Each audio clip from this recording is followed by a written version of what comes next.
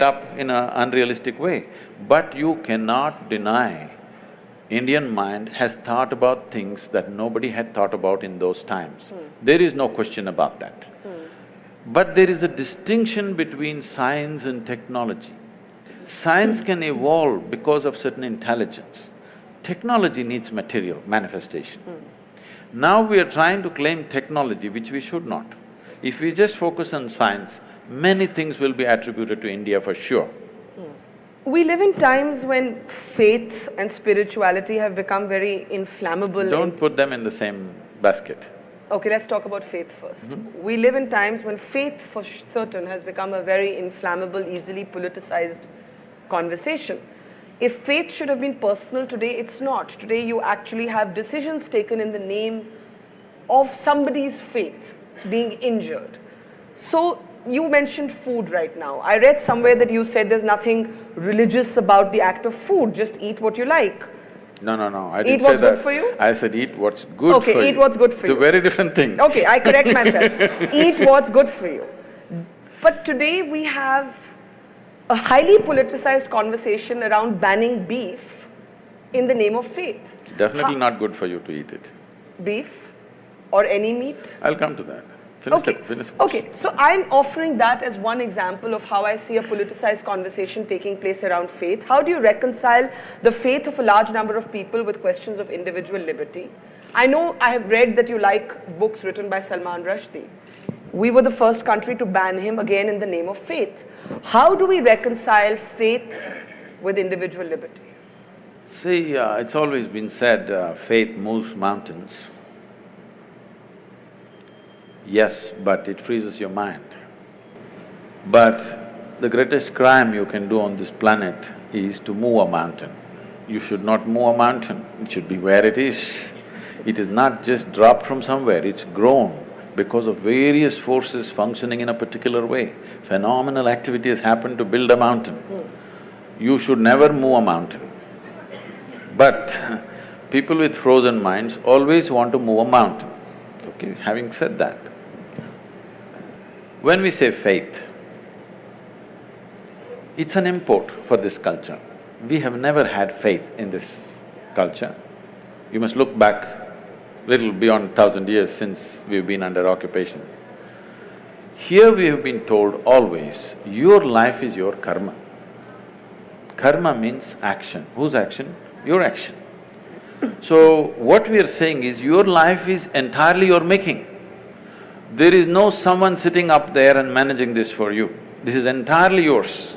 But for every action that you perform, whether physical, mental, emotional, energy-wise, whatever kind of action you perform, there is bound to be a consequence. If you're ready for the consequence, do whatever. If you're going to cry about the consequence, control the action right now. Based on this, now you came to food. See, the food consumption has been looked at very carefully in this country. If you just bring this back, the world will be healthy, do you understand?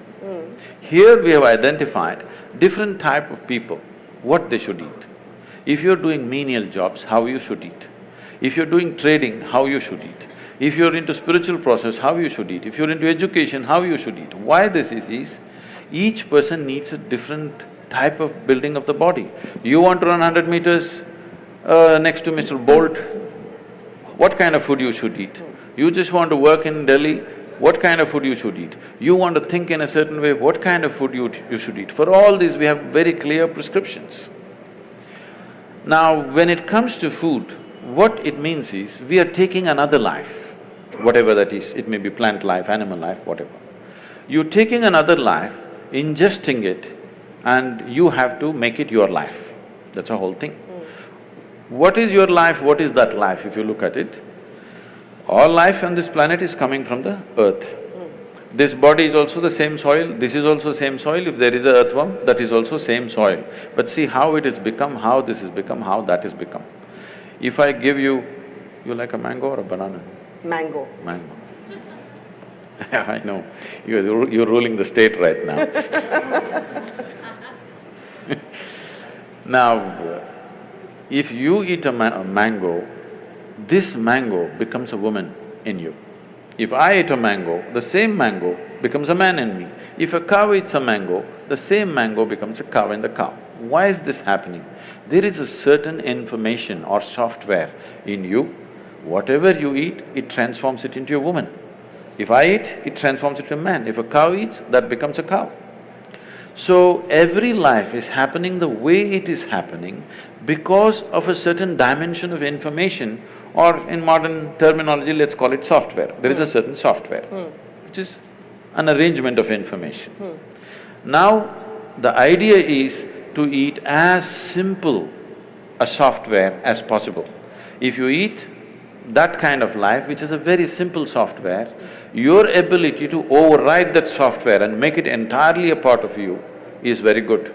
As that software gets complex, more and more complex, your ability to integrate it goes down. So especially if it's a creature which has some sense of thought and emotion, if it has emotion, then you should not eat it. This is the understanding. An animal which has any emotion displays certain emotions, especially if it displays emotion which is near to human emotion, you should not eat it because it will not integrate itself, that animal nature will start manifesting itself. Or in other words, in India, today maybe in cities people do not know, you see in the villages, people have very intimate relationship with the cow. They have drunk the milk of that cow, their children are drinking the milk of that cow. There is a very deep relationship. If you do not know this, cow is one creature. If something happens to you and you are in some kind of grief or misery, you don't have to be near the cow. Wherever the cow is in your house, it'll start shedding tears for you. You know, I've seen this with my eyes, I couldn't believe. When somebody is dead in the house, what does the cow know? It is somewhere. Simply tears flowing. So when it has such deep emotions, if you kill it, it's like killing a human being, it's murder or it's cannibalism. So because of that, this is not a faith thing, this is not a religious thing. We thought this is a fundamental sense. Why, when we are hungry, why can't I cut you up and eat you? What's wrong? What's wrong? But what you're saying should be about many more animals than just the cow. Yes, of course. And when it becomes about only the cow, then there is certainly a perception that it is a political decision or a religious decision. No, I'm not talking about whatever the laws. This is not about people getting up and saying it's cruel to be a meat eater. That would be a different argument. I'm not even talking about cruelty. Even cutting a plant is cruel, in my experience. But you have to do it. But if you're conscious of it, you will do it to the minimum possible extent, not do it wantonly. That's the whole thing. Now about this political ban about cow slaughter or whatever, this has many things. One thing is there is a sensitivity. Once you drink milk from the cow, she's like your mother. Killing your mother and eating her up is something people cannot digest in this country. Still 80% of the people belong to that category and there's a huge emotion, such an emotion which because they've always been made to be docile in a certain way, they have not violently reacted to it. But in some places, it has happened in villages and other places. There is already a beef ban in many villages just by a norm, not by any law, that you don't bring these kind of things into the village. I am not saying you must ban it or not ban it, I am saying the sensitivities of your population, without considering, you can't go do this blatantly. Because it is growing, it's becoming a growing business. India is becoming a major exporter of beef. Yes. That's not right. Even if somebody ate something, it is up to them, it's their personal taste, whatever. But now you're promoting it and you're making it grow, there is serious concern, but our people don't express it. Our people don't go out on the street and not going to kill anybody because they killed a cow. So, ban is not what is needed, more education was needed rather than banning. But you haven't spoken to what happens when faith repeatedly seems to come into conflict with individual liberty. The banning of books. There were people killed in Paris because they were seen to have mocked, the Prophet Muhammad and so on. So where does this end? Where do we stop violence and politics in the name of religion? If you want that to stop, you must understand this. You're saying today, it's not today. In the last 2000 years, this is the history of the world. Continuously it's happening all over the world. Suicide bombers are a new phenomenon. Well, you've forgotten about the crusades and the other things which have not been reported in history. Hundreds of millions of people have been killed in the name of God, all right? It's new to us here, but even here, thousands, hundreds and thousands have been slaughtered in northern part of India just because of the faith that they belong to when the invasions happened. Nobody writes about it because we never took the pen and wrote, somebody wrote history for us the way they like it. Because all history is sponsored by kings, they wrote the history the way they want and they said they're great emperors. But what they did was absolutely terrible. So you need to understand, faith is a new thing to us. When I say new, in this country which has 15,000 years of history behind us, 1,000 years is new for us. We've still not come to terms with it, we're still struggling with it.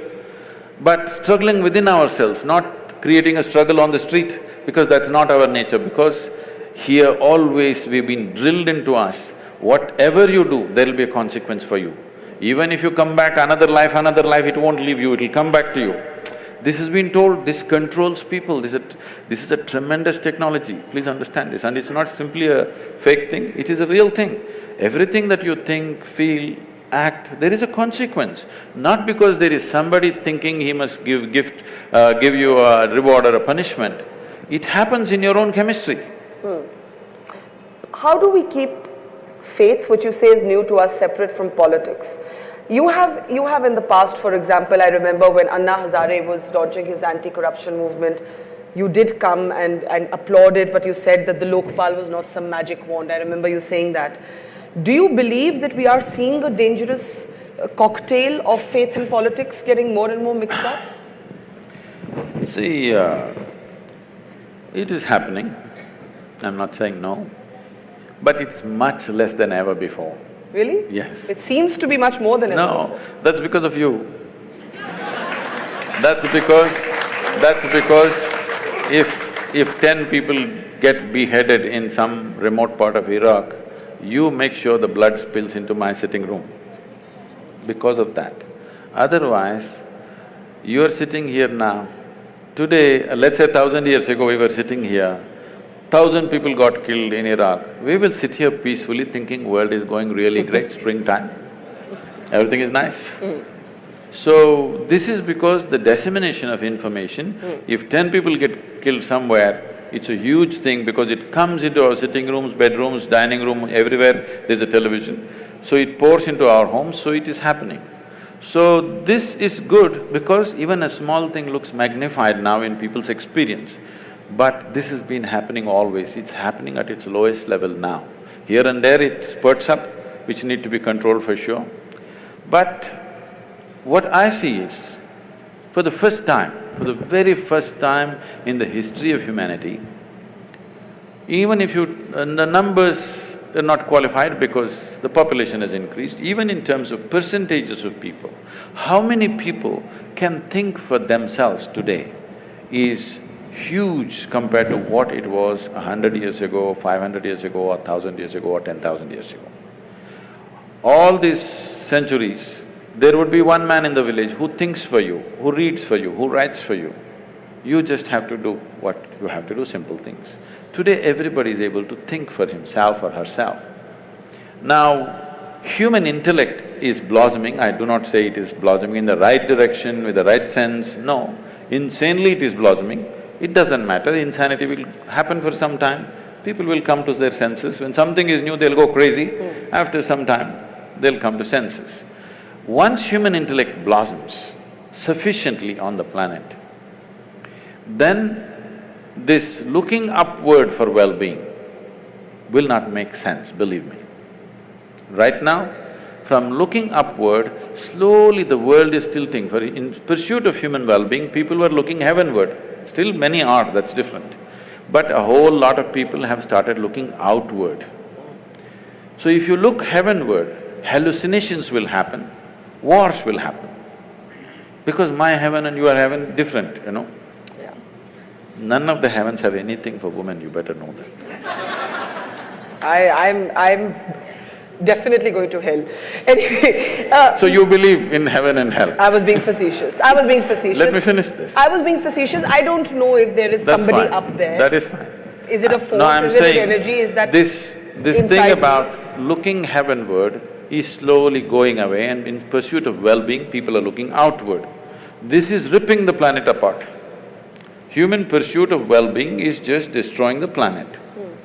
Now, the fundamentals of what we are transmitting, the fundamentals of this culture, which is essentially rooted in the yogic culture, what you call as Indian culture or Hindu culture, is essentially a pure yogic science.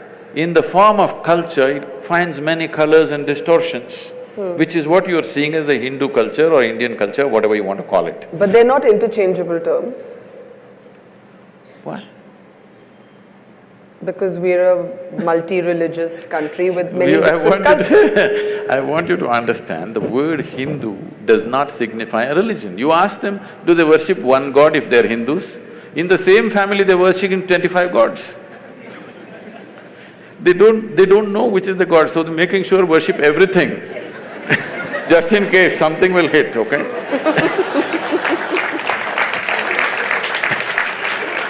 Now, the word Hindu means the land between Himalayas and Hindu Sagara. This land, this subcontinent is Hindu. All people who are born here are considered Hindu because it's a geographical identity. I know there's a whole political issue, if I speak like this, they say, oh, he's Hindu. No, I mean, people will tell you you're echoing the RSS chief. I don't know what he said, I'm not… He said all Indians are Hindus, and there was a huge political I'm outcry over that. Okay, all Indians live between Himalayas and Indian Ocean. That's okay. Those who want to jump into the That's ocean… okay. If you live… see, this is a dialectical culture, it expresses things in a certain way. Between Himalayas and Indian Ocean, if you live, you are a Hindu. If you jump into the ocean and cross, you are a Lanka. So, I don't know what is the struggle about this. This is because there is such a narrow understanding of this. This is the debate we have to change in the country. Because somebody has absolute belief systems, we are trying to compare that to a culture where there is no such thing as belief. We are not ever been believers, we've always been seekers. This is a land where the highest value has never been God, always liberation, mukti. Freedom is the highest goal, God has never been the highest goal. So, you put this in the same box as something which just believes this is it or you're dead. Unfortunate. That's not the way to look at it. This is what we have to bring back. If we really value human freedom, you must bring back this seeking for liberation. I want to be free, not just from others, but from myself and my God and my heaven and everything. Because God has never been the goal in this culture. God is just another tool.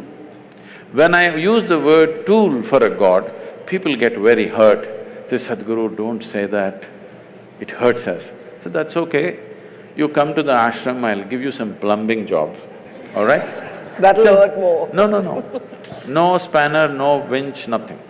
Use your fingers, nails, teeth, whatever. 3 days later, nails will be gone, half the teeth will be gone. Then I will give you a spanner. Will you worship the spanner or no? We are who we are. As human beings, we are who we are only because of our ability to use a tool. Otherwise, you're not even good as a dog. You can't even fight a dog, isn't it? So you're against organized religion? Quite clearly, if God is just a tool and faith is not the same as spirituality. I'm not saying I'm against this or that. All I'm saying is, I want human beings to come to this much. If you know something, you know it. If you don't know something, you don't know it. Everything that you do not know, you believe. This is a dangerous thing. Now, the fight on the planet is not between good and evil, this and that, no. One man's belief versus another man's belief. I'm saying, why the hell do you believe anything? Because you're essentially not straight enough to admit, I really don't know. I don't know people can't fight. I don't know, you don't know, can we fight? I know is a fight. I do not know is never a fight, I do not know is a way of seeking. If we do not establish this seeking in every human being, that every human being is longing to know, whether outside or inside, whatever, you are… because this is the nature of human intelligence, it can't sit quiet. It can only sit quiet if you freeze it with belief system. If you seal it with belief system, it can sit quiet. Otherwise, the very nature of this intelligence is it wants to know. Okay, we're almost at the end, so I think I'm going to take a few questions, just 2-3 minutes of questions. Seeing lots of hands go up. The lady behind you, yes, please. Sadhguru, in one of your videos, you say that the problem with the world is that most people lack the intensity. Oh? Most people lack the necessary intensity. And then you say the way is dhyana. So intensity is more associated to fierceness in personality, and dhyana is more associated to calmness. So they are somehow counterintuitive. Can you elaborate a little? People think peace means rest in peace. Because their idea of peace is death. Peace can be very intense. Peace can be tremendously intense because peace means the reverberations of life have become subtle and intense. Action means reverberations of life are not so subtle, it is at a certain level. So peace happens not because… peace may happen if somebody is dead, but to be alive and peaceful means you need to be highly intense state of energy, otherwise you can't be peaceful. The reason why most people who don't have any problems as such, after all, they're trying to earn a living, reproduce and bring up their children and die one day, just for that they're freaking, simply because of lack of intensity. Because life is happening at a low ebb, naturally everything is a problem. If it rises a little bit, suddenly you have a little clearer view of everything. For this, you need a higher intensity of energy within you. And the yogic system is essentially focused towards that. Dhyana does not mean… no. Okay, let's take the next question. Here, right here in the front row, yeah. What I get from Isha's philosophy, if I may say there is that you need to see internally, in your interiority. You need to fix it internally before fixing your external situations. But is it also not right? Is it also not very important to do the right thing externally? Just to make myself more clear, if I be more precise. No, I'm clear, I get the question.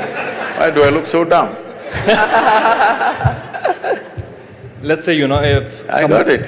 Yeah, if somebody is born… I got the question. Isha's philosophy is not about looking internally or externally. It is just that if you're looking for mangoes, you look up the tree, you don't dig the earth, all right? But if you're looking how to plant a mango tree, then you dig the earth.